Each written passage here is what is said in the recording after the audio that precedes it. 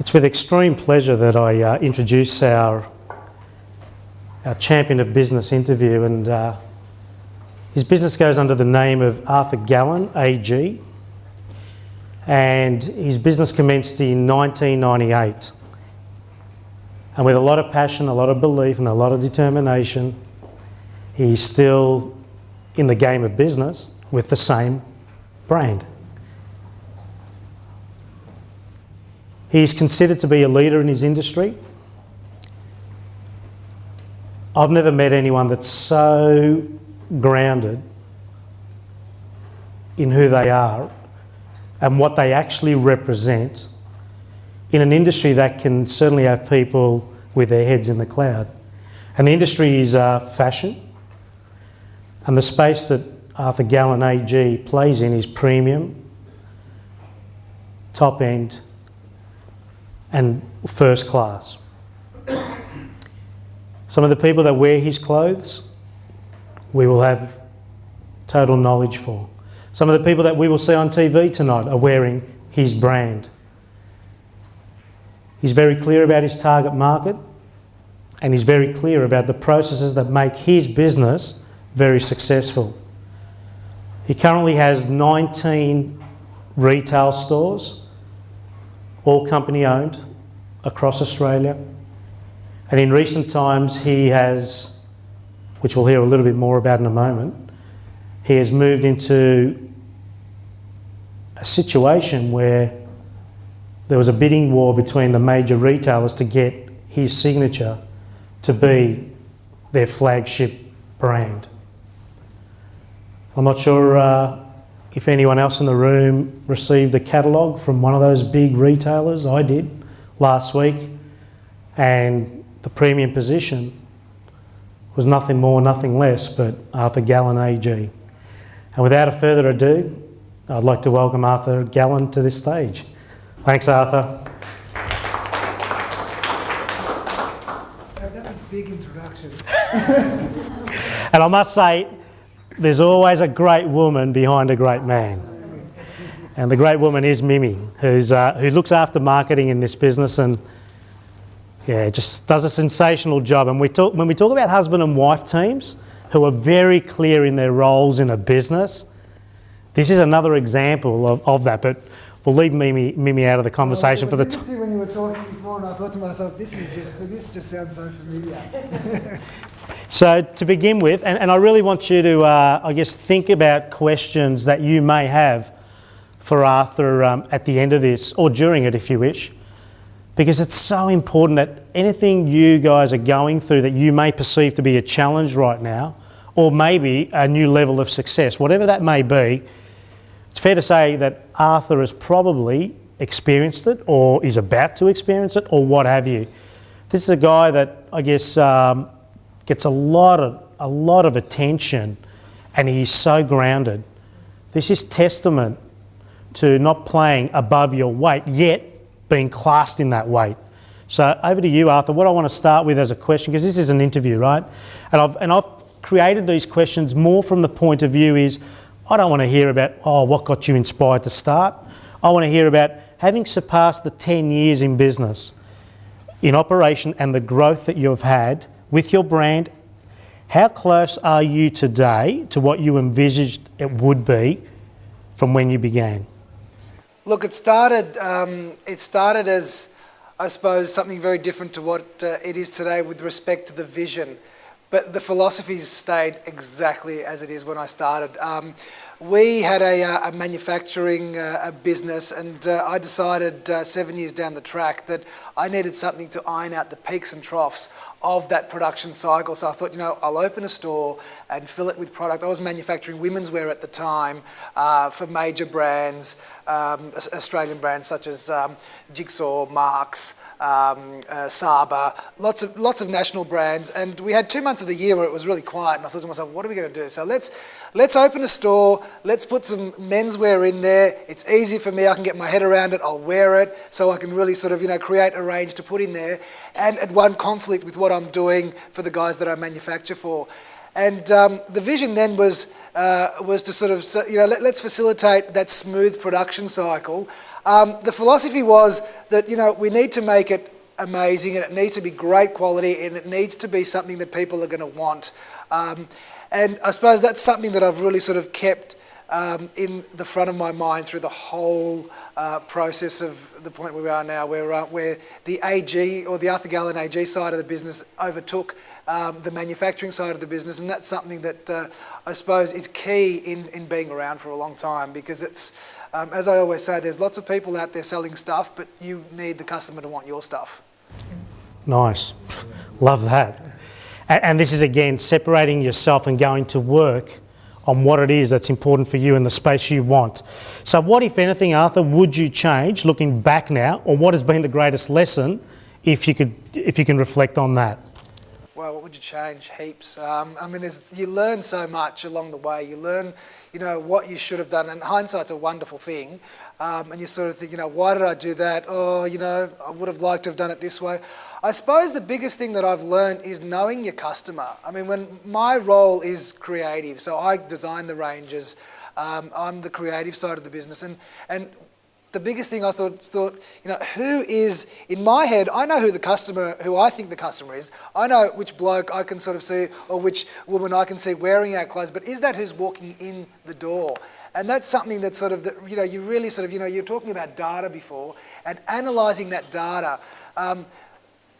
What are they buying off you? How old are they? Data is really, information is king, and you really sort of want to know who's coming to you and why are they coming to you. And as much as you want to know what's good, you also want to know what's bad. We're talking about, when you have dogs, you always have a dog. The more you learn, hopefully you sort of eliminate the dogs in your product range. But I suppose it's really just knowing who's coming to you, and that's the biggest lesson, is knowing your customer.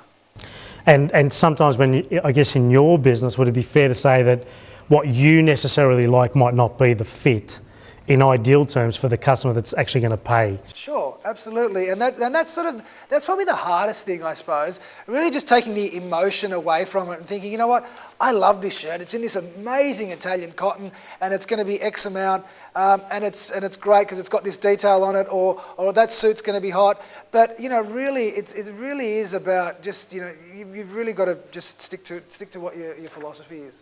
Yeah.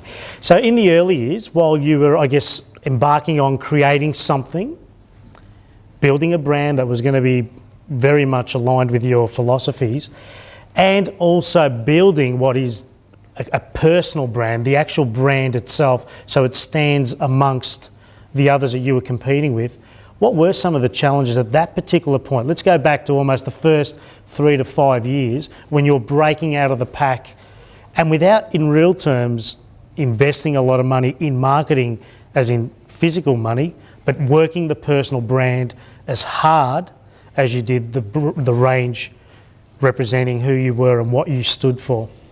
Look, I think building the brand came from product. And so the challenge in starting when you're small is there's certain production minimums when you're buying raw materials, like when I'm sourcing fabrics overseas and all that sort of thing. That was the hardest part, breaking into the market. How do you make something that's absolutely hot that someone's going to want in the quantity that you need to do when you're starting out, and not have to sort of, buy your fabrics from a local wholesaler, which aren't as good as your competitors who can go overseas and buy them. And I suppose for me, that was the biggest challenge and the biggest sort of hurdle to overcome.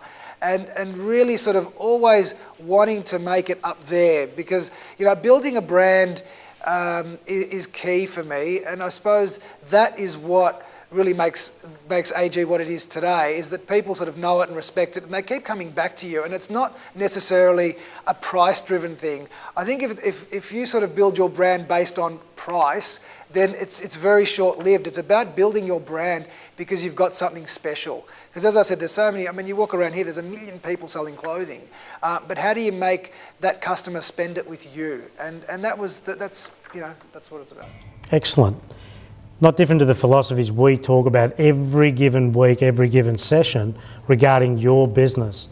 If you go to town playing in price, you're going to have so many more people swimming in your pool, so many sharks swimming in your pool. Go to work on building your brand and you watch what happens. As your business grew, what was the most difficult decision you had to make in terms of growing team and building a culture that represented you as a person and your identity. What was the hardest decision you had to make? Oh, letting go of certain things. I suppose when you start from, we started small. It was myself and my wife, and we did everything. I'd be in the workroom and putting the ranges together. She'd be in the stores running the first store and doing marketing, and then the second store, and that's that was something that was very challenging at the beginning with. With having that, working so closely together and keeping it sort of tight knit. I really sort of, I suppose, love the way that really sort of developed. We had our defined roles. She did what she was good at. She's great at. She you remind me so much of her. Get out there, communicate, push the brand, and I was good at what I did, and I was behind the scenes. Really, product design, making sure it's right on the floor, and the synergy was really good. So, at what point did you have to pay the right dollar to get the right person to give you the leverage to keep on doing what you were good at? I think the right people and the right team. The team was the two of us, and as we grew, the team became. An extra person and an extra person. And the biggest challenge was letting go, I suppose, letting go of those things that you're so emotionally attached to the product. And, as you grow, you need to put more people on. You need to sort of say, hey, you know what, I'm going to have faith that you're there and you're going to do the right thing and you're going to do it. Not always sort of thinking, I suppose for me it was always sort of thinking, you know what, if I do it myself, I can do it better. And you've got to just, that's the hard, that's probably the hardest thing. And I sort of thought to myself, you've just got to let go. Because you know what, you can't be everything and the ranges will start to suffer. And then when we branched out into women's wear as well, that was even harder because I sort of really honed in on what I wanted to focus on and what I was good at, and that was creative. We putting on a general manager, and I remember thinking about it, and I'm thinking, God, this is a big deal for us. This is a really big deal. Putting on someone to run the business side of the business was the biggest challenge because you're really sort of putting this trust in this person that's going to take you to the next level, and it was the best thing that I did. You always having that sort of balance and when I'm creative and I started it from the beginning, so I'm so emotionally attached to every part of the business. Whereas, our general manager, he's numbers. He's sort of like, you want to put this in. How many are we going to sell? Can we make it? Can we do this? It has to be like this. And you need that balance because I think if everyone's emotional about every part of the business, you're not going to it's going to be a tough gig.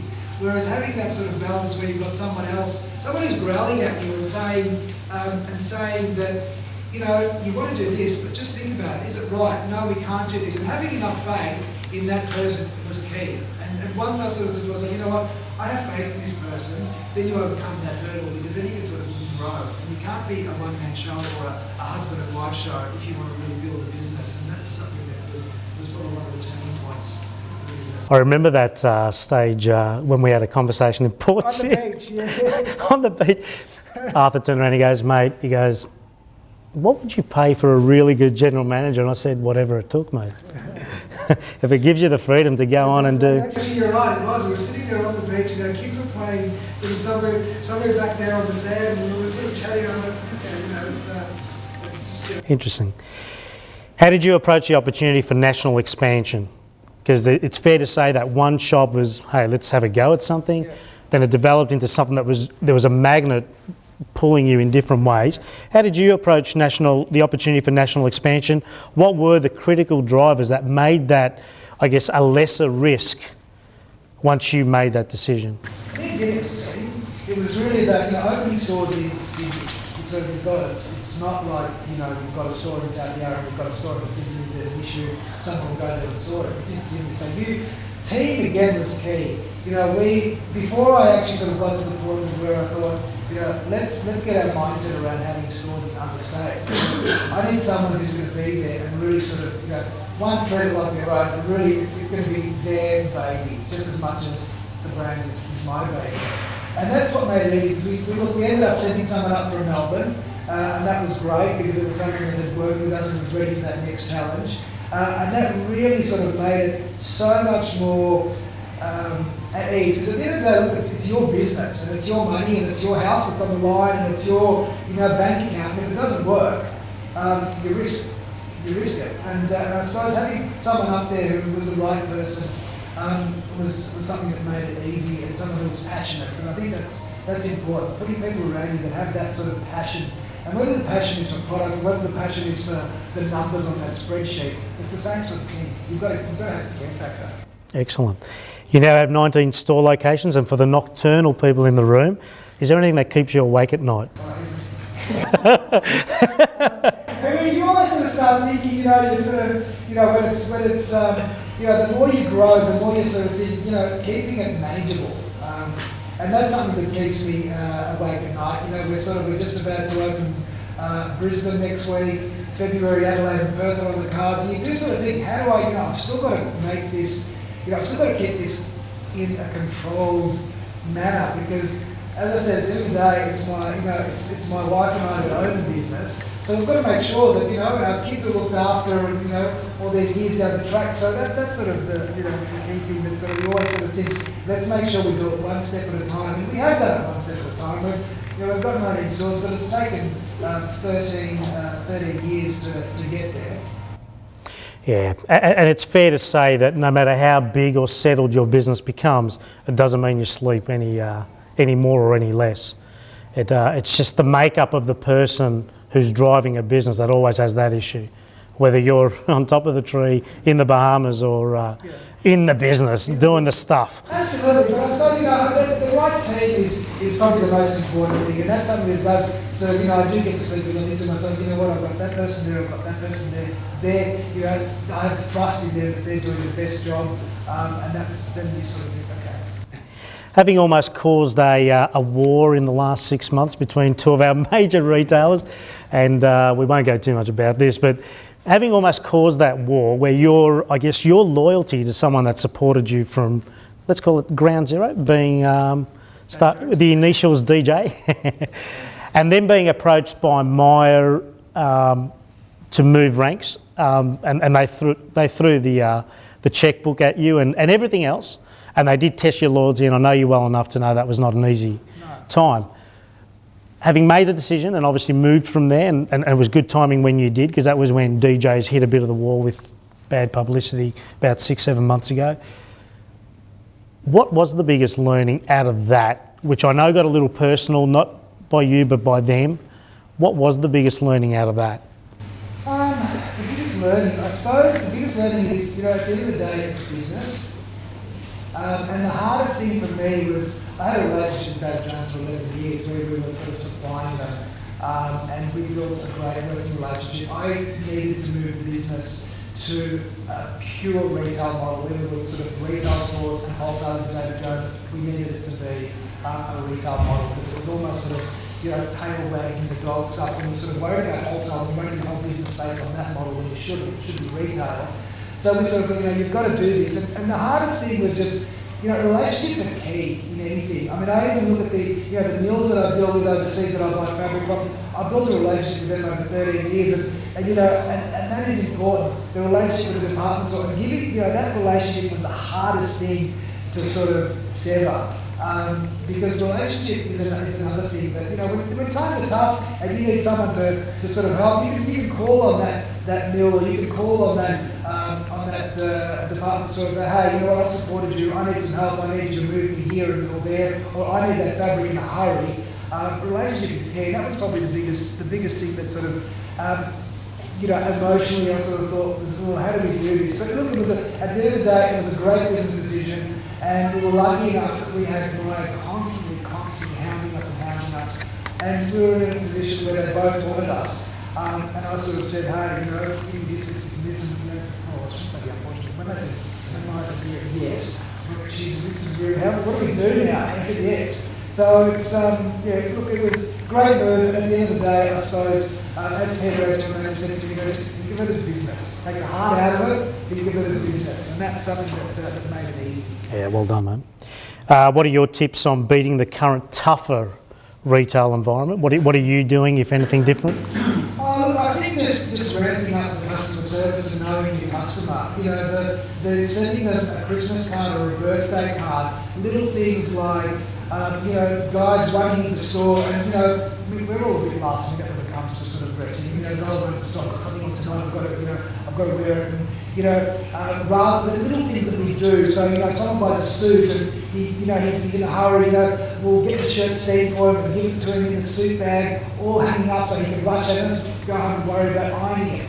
Little things like, there was a story that I heard, you know, a friend was buying a car and he was tweeting and throwing, you know, this person, that person, and you know, and getting the best deal, and through the whole conversation, you know, what some of the salespeople were talking about. One of the salespeople was saying, you know, what's your favourite music and all this sort of stuff. And customer referrals, that person bought the car from that particular model. The guy had the CDs in the console of that person's favourite music when they picked up the car, and didn't even realise until they'd driven off.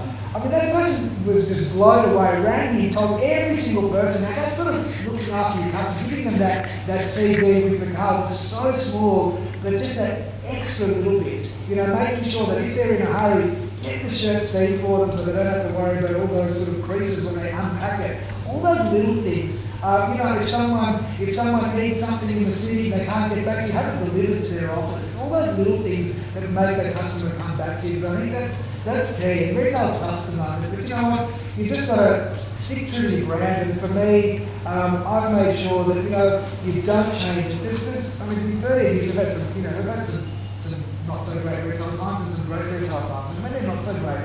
The thing that most retailers will do, you know, let's cut our costs, let's use cheaper fabrics, let's, you know, do this. And if you so true to your brand, the customer comes back because they know they're going to get a quality product, and you're going to look after them, you're going to bring that little bit extra. And that's what we're doing even more so now, that little bit extra. Knowing who they are and looking after the ones that, you know, that top 90% that spend constantly come back to you to always buy that simulation comfortable suit or that dress and wear to a certain event. You've got to look after those guys, and that's my biggest sort of tip to making sure that your customer feels like gold when they come in.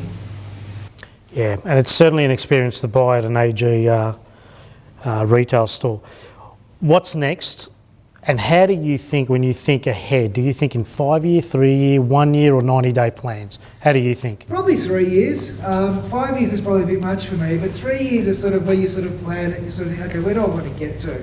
I never thought that we'd get to 19 stores though, and we are there. But you know, it's been measured, and for me, the next 3 years are really just, I suppose, expanding retail a little more through the Myer concession model. Moving into Adelaide, Perth and Brisbane, and really just focusing on that and fine-tuning, really just fine-tuning the business to make it that place where customers have that great experience. Because, you know, customers will pay for service and they'll pay for great service, and that's what we're, you know, constantly drumming to the staff. Don't when people come in, don't make them feel like you're giving them the sales pitch.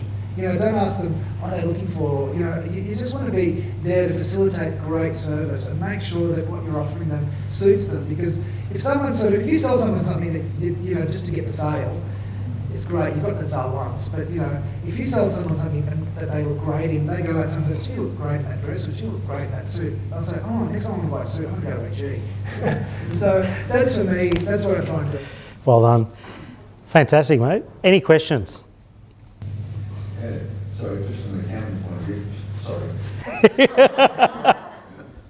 When Clive Pearce did his first incarnation, way back when in the late 70s, early 80s, Clive Savage, the guy that owned it, told me that when they had one store, they made X dollars profit, and they kept growing stores, and when they got to 8 stores, because of the administration they put on, they got back to making X dollars profit. Where was that in your growth phase, and was it enough to make you think maybe I should get rid of one store and go back to where I was, or? Look, I suppose, you know, you've got to be very cut and dry. I mean, for me, closing stores is hard. We had to close Oxford Street, which was the first Sydney store about 3 months ago, because Oxford Street's just gone to the dogs. But I suppose, how do you keep it going from 1 to 8 administratively and all that sort of things? Head office has to be tight. And we are tight in head office. It's not about having lots of people. And I've seen people in our industry where, there's so many people floating around doing stuff, but they're just doing a lot of stuff. Keep it tight, and you'll do well out of each one. But each one has to be looked at as a profit centre. I mean, each store has a profit and loss. We look at each store, and if it's not making money, if it's not contributing to head office overhead expense and making some money for us, then you've really got to be, heartless about it and say, gone. And that's the hardest thing. That's the hardest thing for me. I've got Peter who's our GM who sort of says to me, come on, Red carded. Good answer, mate. Great question. Anyone else? How do you balance business aspirations and family? Because you have children, obviously. Yeah, I've got 2 children, and that's difficult. And it was funny because when my wife and I, when we started, it was just the 2 of us, so we just work like dogs. You just sort of try, you do whatever you need to do. Balancing it, I suppose for me, I try not to sort of work weekends anymore. Occasionally I'll just say, you know what, Saturday, maybe a few hours, but Sundays definitely no, even irrespective of whether it's range time. And I could almost stay there. I could stay there all the time. I really could. You could be there 24/7. And you've just got to sort of think that, when my little girl smiles at me as I back my car in and she runs to the back door, that's what it's all about. That's why I'm doing this. So they need me just as much as the business needs me. Because that sort of, you've got to almost set yourself, enough time, and just make sure if you need to work Monday to Friday, and I sort of look at it this way, if I need to work crazy hours Monday to Friday, if it gives me the Saturday and Sunday off, then just do it and try, and you just get it in there. The more you give yourself, I find, the more it'll take you. But if you set yourself a time limit, that's for me personally. I need a deadline, and with a deadline, you get there. It doesn't say I don't. You don't stray sometimes, but that's just, you've got to set yourself a limit. Hold on. Good question, mate. Mark? You were saying before, when you opened your other branches, did you use really people from proven record from other branches to move to start the other branch? Always. Yeah. Always, because they've got the AG philosophy already embedded in them, so you need them to teach someone, and that's why we sort of expanded one step at a time. Because if you haven't got that person there that's teaching the new person the way, then it starts straying a little bit, and you do sort of tend to lose focus. And just to give you an example, with Maya, we had boutique, and now we've moved into boutiques in a department store environment. So our concession manager is actually was the person that sort of worked for us looking after our retail stores. Now she looks after the concession, because you need to teach the way. And it's very easy when you move into a new environment like a Maya, where it's not 100% controlled by you, where you're almost, that boutique environment needs to be translated as hard as you can to that person that you're bringing on board, because they sort of might have the philosophy that, it's the Maya way, but it's not. It's the AG way. Because the AG way is what's going to make us succeed. We don't want to be just like the rest of the people in here. We want to be like we want to give that boutique service in a department store environment, because it's different, and because it's something that will make the customer feel special. So you really do need to sort of expand with people that know the way, That understand the culture. Yeah, absolutely. Because once you set the culture, which is the number one responsibility for everyone in this room, growing culture in your business is the most important thing in your business. And with that, you can duplicate and triplicate it so many more times, and it's not difficult. And culture is really, it's so important. When I look at when we're hiring someone, and you really sort of think, this person looks great, and they interview great, but are they going to fit in? And fitting into the culture is difficult, and finding everything. You want someone who's great, you want someone who can fit in, and it's not easy. I think staff for us, I could put out the most amazing range. If the guys on the floor are not rock solid in product knowledge, and really want to have a passion to give great customer service, then it's going to, I can make the most amazing clothing. It'll be a dog. It'll be a tough gig. So it all needs to work. Yeah. Time for one more question. Your business has obviously many facets to it, like your manufacturing, Yep. your wholesaling, and your retailing. Not wholesaling anymore. Not wholesaling anymore. but you still have two arms to the business. Yeah. So you oversee the whole lot, or you have people who oversee parts of your business? No, I've got, like for me, as I said, my wife and I own the business, so you oversee a whole lot, but I focus on my creative side of things. Our general manager looks after the business side and the numbers side of things. My wife looks after the marketing side of things. So everyone has their role. You can't do everything, and as much as I'd love to do everything, you just can't. Yeah, and that's something that I realised. The more you grow, it's just so hard because something suffers. I remember when I was trying to when I didn't have someone there to look after the numbers and dealing with builders when you're opening new stores and dealing with councils when you've got to get permits for new shop windows and all those other things that come along with it. You try to do everything and you might put out a range and you cut a corner because you haven't got time and this and so you've really got to have those people there to do their bit and as I said before, just make sure that you have enough faith in them. So when they're doing their bit, you sort of think, okay, you know what, they might not be doing it the way I want to do it, but they're doing it the right way for my business. And I love it now when I sort of, as much as I think I sort of think, I hate sort of saying someone that disagrees with me, and you sort of just, you think, you know what, yeah, it's what you're saying is right. And I've got to take my heart out of it because you know what we're talking about. I'm not paying you the dollars that I'm paying you because you know what you're talking about, so just listen. I'm saying to myself, I need to listen to this person. And that's what you need to do. You need to you need that balance. You need the balance of the, good cop, bad cop, I suppose. Excellent. Anyone else? When did that fundamentally happen though? When you sort of said, I can't do everything anymore? When we got to about, probably store number 5 or 6. Store number 5 or 6. You couldn't manage it anymore? That's why Oh, it was just, I just felt that I was lacking, I wasn't doing as good a job at things, and it frustrated me because as a business owner, you want to do the best job at everything, you want everything to be perfect. And I wasn't doing as good a job, I thought, you know what, that could have been better, but I didn't have time, because I was doing something else. So I thought, you know what, just do it. Really, it's tough, and you've got to pay some dollars, and you've got to listen to someone else as part of your team. But that's something that's fantastic. I think I wouldn't be where I am today if I didn't have a team around me. As I said, head office is lean. There aren't a heap of people, but you've got some good key people that are on the same page as you and have got the same philosophy and can understand your passion about wanting something that's a great product. Excellent. Round of applause. Well done, Arthur. And I promised I wouldn't mention Celebrity MasterChef. No. We loved you. So you may be seeing him on TV very soon. Nonetheless, you didn't hear that here. Thanks very much. And again, everything that Arthur spoke about and shared with us this afternoon is no different to some of your stages in your business right now. Or maybe you're almost on par with where Arthur is, where, hey, you've got departments that are looked after by departmental heads, running it lean. Exceptional customer service, staying true to your brand and what you stand for.